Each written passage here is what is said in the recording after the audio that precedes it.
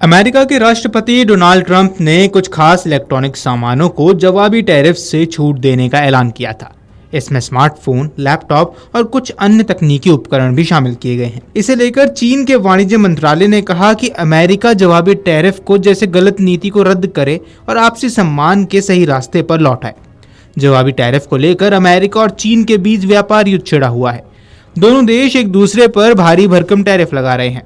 Trump प्रशासन ने शुक्रवार को कुछ इलेक्ट्रॉनिक सामानों को टैरिफ से छूट दी।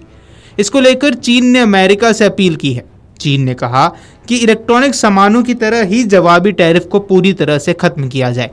चीन के वाणिज्य मंत्रालय के प्रवक्ता ने कहा कि हम अमेरिका से कहते हैं कि वह अपनी गलतियों को सुधारने के लिए बड़ा कदम उठाए, जवाबी टैरिफ जैसी गलत नीति को रद्द करे और आपसी सम्मान के सही रास्ते पर लौटाए। अमेरिका का इलेक्ट्रॉनिक सामान पर टैरिफ खत्म करना एक छोटा कदम है। हम इसके प्रभाव की जांच कर रहे हैं। अमेरिका के राष्ट्रपति डोनाल्ड ट्रंप ने कुछ खास इलेक्ट्रॉनिक सामानों को जवाबी टैरिफ से छूट देने का ऐलान कर दिया। इसमें स्मार्टफोन, लैपटॉप और कुछ अन्य तकनीकी उपकरण भी शामिल किए गए हैं। ट्रंप प्रशासन का मानना है कि इन उत्पादों की ज्यादा मांग अमेरिका में होती है, लेकिन इनका उत्पादन अधिकतर चीन, कोरिया और वियतनाम जैसे देशों में होता है। अगर इन पर भारी टैक्स लगाया जाता है तो कंपनियों को नुकसान होता है और ग्राहकों को भी ये चीजें महंगी मिलेंगी। अमेरिका ने चीन पर 145% टैरिफ लगाया है। वहीं चीन ने अमेरिका से आयात पर अतिरिक्त शुल्क को बढ़ाकर 125% कर दिया है। अमेरिका की ओर से टैरिफ बढ़ाने के बाद चीन ने विश्व व्यापार संगठन में मुकदमा भी दायर कर दिया। चीनी विदेश मंत्रालय ने कहा था कि वह बातचीत के लिए तैयार है, लेकिन यह बराबरी और आपसी सम्मान पर आधारित होना चाहिए। मंत्रालय ने यह भी कहा कि अगर अमेरिका और टैरिफ बढ़ाता है तो चीन अब उसे नजरअंदाज करेगा।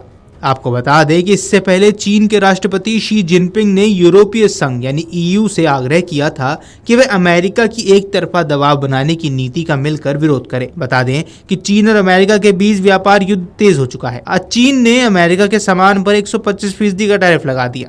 ये कदम चीन ने अमेरिका की ओर से लगाए गए 145% टैरिफ के जवाब में उठाया था। वहीं चीन के कस्टम टैरिफ कमीशन के एक बयान में कहा गया कि अमेरिका द्वारा अब टैरिफ बढ़ाना दुनिया की आर्थिक इतिहास में एक मजाक बन जाएगा। चीन के लिए अब इतने ज्यादा कर पर अमेरिकी सामान खरीदना मुश्किल हो गया है। लेकिन अगर अमेरिका चीन के आर्थिक हितों को गंभीर रूप से नुकसान पहुंचाता है तो चीन भी सख्ती से जवाब देगा और आखिर तक मुकाबला करेगा। टैरिफ में मिली छूट से सबसे अधिक राहत टेक दिग्गज एप्पल को मिलती दिख रही है। पहले $1000 के आईफोन पर करीब $700 का इंपोर्ट टैक्स लग रहा था, जिससे कीमतों में भारी इजाफा हो गया था। चूंकि 90% आईफोन चीन में बनते हैं, ऐसे में टैरिफ छूट एप्पल के लिए फायदेमंद साबित हो सकती है। जब अमेरिकी राष्ट्रपति डोनाल्ड ट्रंप ने चीन से आयात पर शुल्क बढ़ा दिया था, इसके जवाब में चीन ने भी अमेरिका से आयातित वस्तुओं पर टैरिफ बढ़ा दिया। ट्रंप ने चीन से दूरी बनाने की अपनी मंशा साफ कर दी है, जहां उन्होंने तमाम दूसरे देशों पर लागू टैरिफ को 90 दिनों के लिए रोक दिया है। दरअसल जियोपॉलिटिक्स और ग्लोबल इकोनॉमिक्स के केंद्र में एक बार फिर से अमेरिका और चीन ट्रेड वॉर आ गया है। लेकिन इस बार हालात थोड़े गंभीर हैं, क्योंकि अब अमेरिका के व्हाइट हाउस में डोनाल्ड ट्रंप है और उनके एजेंडे का मुख्य केंद्र है चीन को झुका दो और अमेरिका को फिर से महान बनाओ। इस बार युद्ध सिर्फ टैरिफ तक सीमित नहीं है, बल्कि ये ट्रंप प्रशासन के नेतृत्व में अमेरिकी रणनीति का बदलाव है, जिसका आखिरी और एकमात्र मकसद चीन की तकनीकी महाशक्ति बनने की महत्वाकांक्षा को रोकने का एक गहरा खेल है। चीन ने अमेरिकी व्यापार घाटे को सालों से लगातार बढ़ाया है, बौद्धिक संपदा की चोरी की है और अब वह डॉलर को घटाकर युआन को ग्लोबल करेंसी बनाना चाहता है।